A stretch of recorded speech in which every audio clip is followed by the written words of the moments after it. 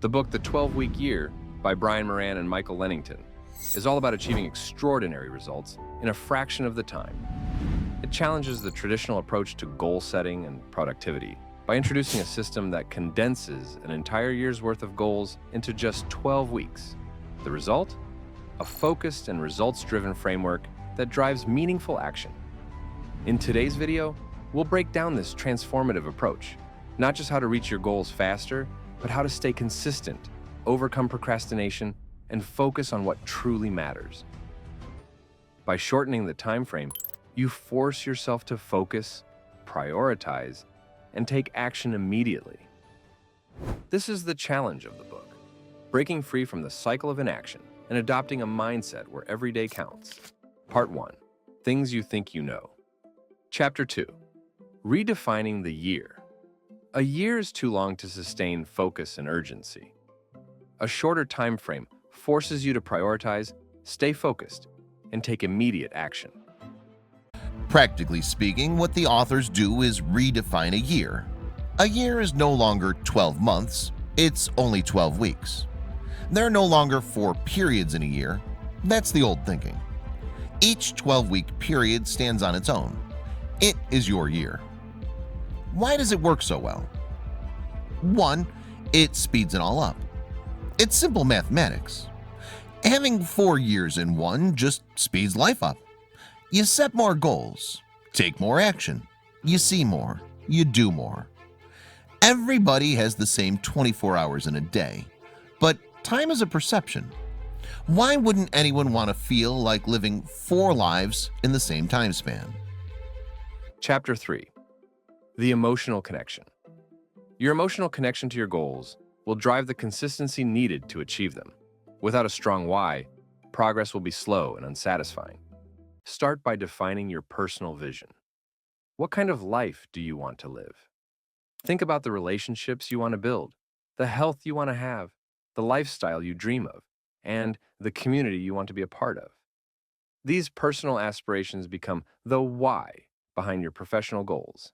They transform your goals from abstract ideas into meaningful actions.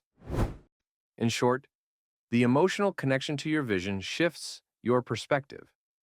The discomfort of taking action no longer feels overwhelming.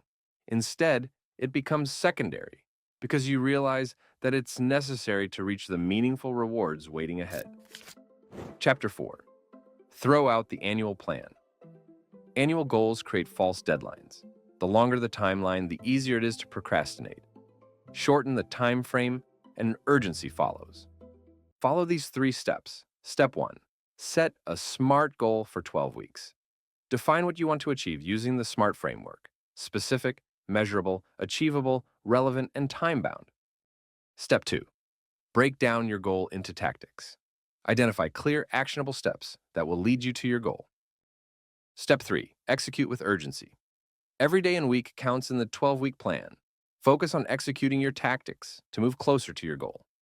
The key difference with this approach is the connection between actions and results. While annual plans make it easy to procrastinate because you feel like you have plenty of time, the 12-week plan forces you to act immediately, making every day count. Chapter 5. 1 week at a time. Break your year into 12 weeks, then break each week into individual days. Each one must have its own purpose and priority. The key is consistency, not perfection.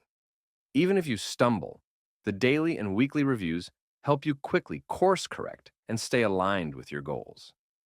In short, the weekly plan turns overwhelming goals into manageable steps, helping you to focus on what matters. 1 week, 1 day, 1 action at a time. Chapter 6. Confronting the truth. The truth about your current situation is the starting point for transformation. Only when you face reality can you begin to change it. When execution doesn't go as planned, you'll experience productive tension, which is the discomfort between what you're doing and what you know you should be doing. In those moments, you have 2 choices: give in to discomfort and quit, or use the tension as fuel to take action.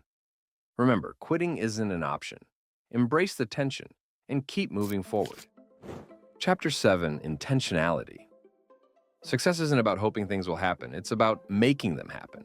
Every decision, every action must be intentional. Time is one of our most valuable resources, yet it's also the one we waste the most. Without clear intentions for how you spend your time, distractions and inefficiencies inevitably take over. To avoid this, the author suggests using time blocking, a proactive method of organizing your time around your priorities. This approach helps you focus your energy on what truly matters while still leaving room for flexibility when the unexpected arises. Plan strategic blocks during the times of day when you're naturally most focused and energetic. For example, if you're a morning person, schedule your deep work in the early hours. Include breakout blocks to prevent burnout and maintain balance. Time blocking doesn't just help you get more done, it ensures you're working on the right things. The key is sticking to the plan, even when distractions arise. By intentionally structuring your day, you'll accomplish more, while also creating space for rest and creativity. Chapter 8. Accountability as ownership. Accountability means taking ownership, not just of your actions, but of your results. When you own it, you control your outcomes. Many people think of accountability as external pressure, like a boss or a coach holding you responsible. But true accountability is about ownership. It's about taking full responsibility for your actions, results, and choices, motivated by your own values and goals, rather than external pressures. This shift from obligation to ownership is critical because when accountability comes from within, it fuels motivation and eliminates procrastination. You're no longer driven by what others expect, but by your commitment to achieving meaningful results. This shift towards internal motivation lays the foundation for true accountability, which begins with self-awareness. It's about owning your thoughts, the way you frame your goals and challenges, your actions, the steps you take toward your goals, and your results. Chapter 9. Interest versus commitment. Interest says, I'll try. Commitment says, I will do whatever it takes. The difference between the two is the difference between success and failure. That's where the 12-week year comes in. It gives you a shorter, more achievable time frame where you can reset and recalibrate after each cycle. To truly commit, you need the 4 following keys. Strong desire. Start by identifying your why. The stronger your reason, the more resilient you'll be when faced with challenges. Keystone actions. Not all actions are created equal. Focus on the few critical actions that produce the majority of your results. This follows the 80-20 rule. 20% of your efforts produce 80% of your outcomes. Count the costs. Before committing, weigh the sacrifices against the rewards. Will this require time, money, or energy? Will you face uncertainty or risk? Knowing the costs up front helps you stay on track when the going gets tough, and it prevents you from quitting. Act on commitments, not feelings. Feelings are unreliable. There will be days when you don't feel like sticking to your plan. But commitment means taking action regardless of how you feel. It's about doing the work because you made a promise to yourself. Chapter 10. Greatness in the moment. Greatness is achieved not in grand gestures, but in everyday actions. Excellence is made in the moments we choose to show up and do the work. Greatness isn't found in the final result. It's built through the actions you take right now. Yet many of us waste energy either regretting the past or worrying about the future. But the present is where life happens, and it's also where greatness is forged. The key to greatness lies in consistency. It's not about achieving monumental success every day, but about showing up, doing the work, and making the right choices, even when it's hard. However, many people falter because they try to do too much at once. This leads to stress, frustration, and burnout. So, what's the solution? Focus on what you can control, the present. Here's how to embrace greatness in the moment. First, live fully in the now. Let go of past regrets and future worries. Commit to the present moment because that's where the foundation of your success is laid. Next, choose greatness daily. Every choice you make, big or small, contributes to your future results. Ask yourself, what can I do today to get closer to my goals? Then, be consistent. Success isn't about huge leaps. It's about steady, consistent effort. Even when progress feels slow, trust the process and keep moving forward. Chapter 11. Intentional Imbalance. To achieve extraordinary results, you must be willing to imbalance your life. Focus is about doing what's most important, not what's easiest. Focus on the critical few. Identify the areas where you scored the lowest and which ones are most important for this stage of your life. Intentional imbalance works because life and priorities are constantly shifting. During certain times, work may demand more attention, while other times, your focus may shift toward health or family. By adjusting your focus every 12 weeks, you ensure you're aligned with your current goals and continue making progress. Remember, the key is not perfection, it's progress.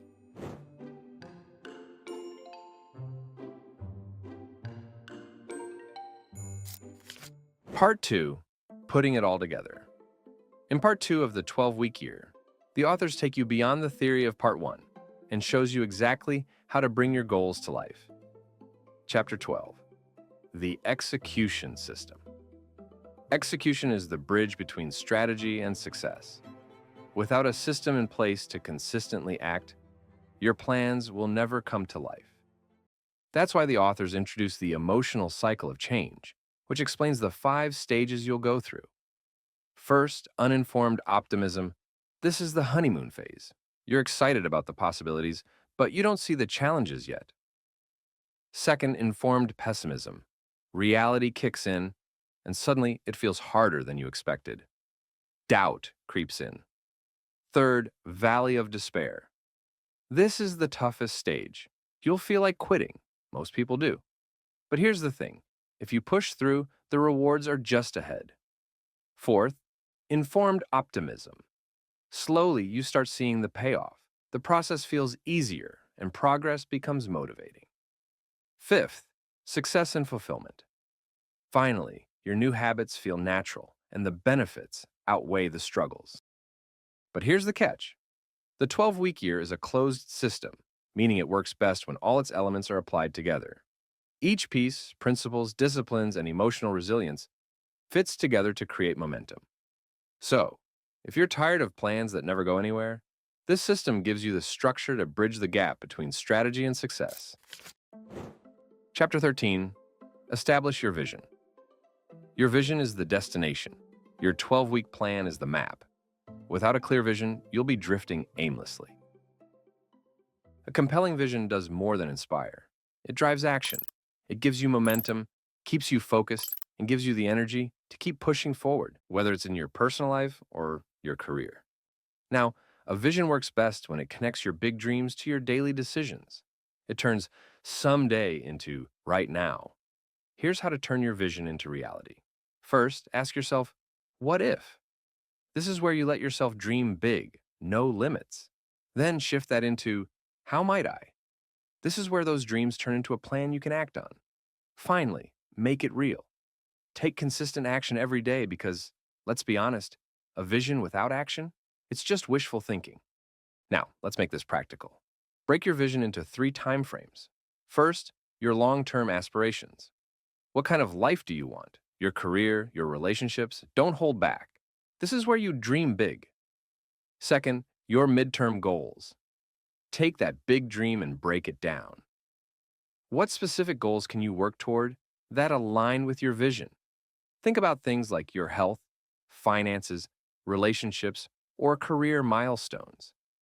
Third, your short-term goals. Now, zoom in even closer.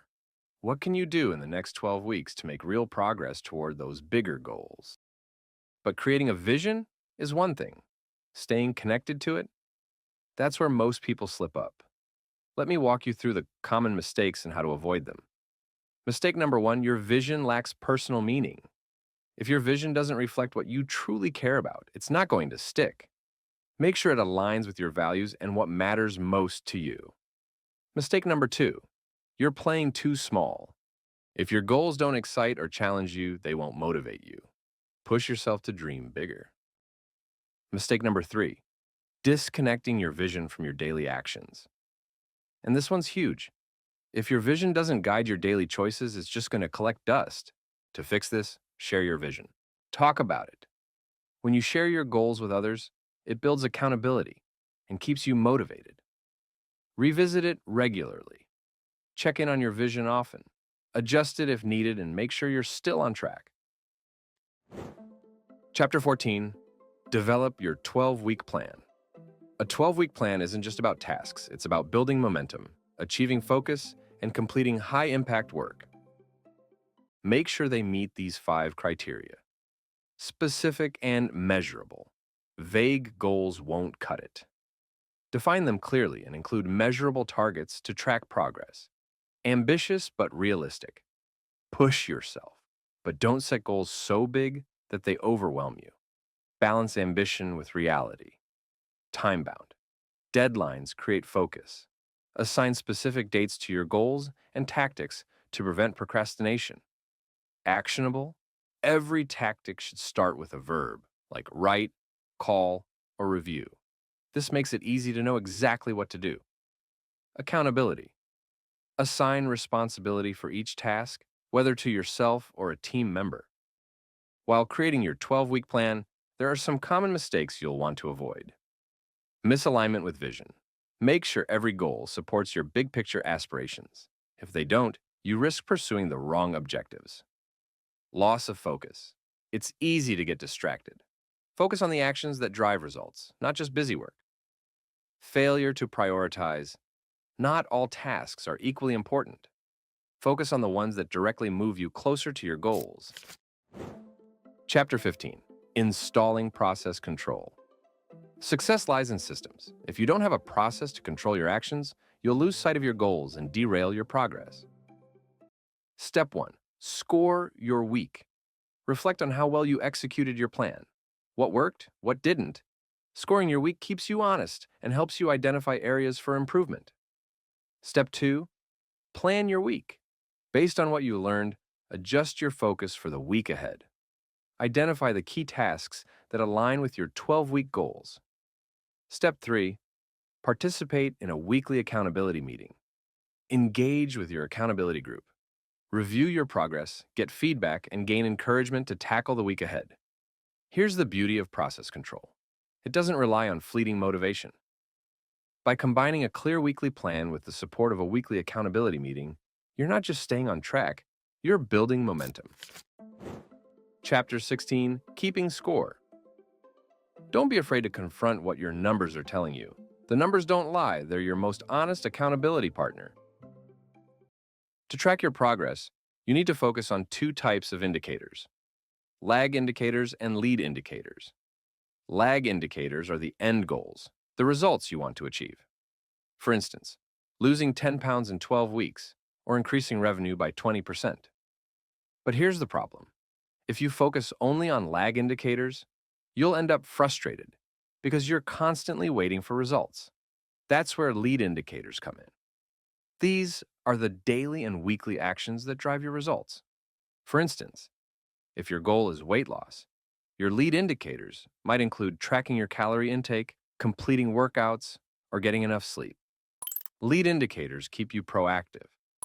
They focus your energy on what you can control right now. The idea is simple. The more consistently you execute on lead indicators, the more likely your lag indicators will take care of themselves. Now that you know what to track, it's time to measure your execution with the weekly execution score. This shifts your focus from obsessing over end results to measuring how well you're executing your plan. Here's how it works. At the start of each week, identify the critical actions, your lead indicators, that will move you closer to your goal. At the end of the week, calculate your execution score. Divide the number of completed actions by the planned actions. For example, if you planned 5 actions and completed 3, your execution score would be 60%.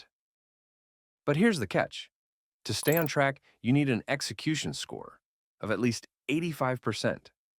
Anything less is a signal that you're not putting in the consistent effort required to hit your goals. And that's okay.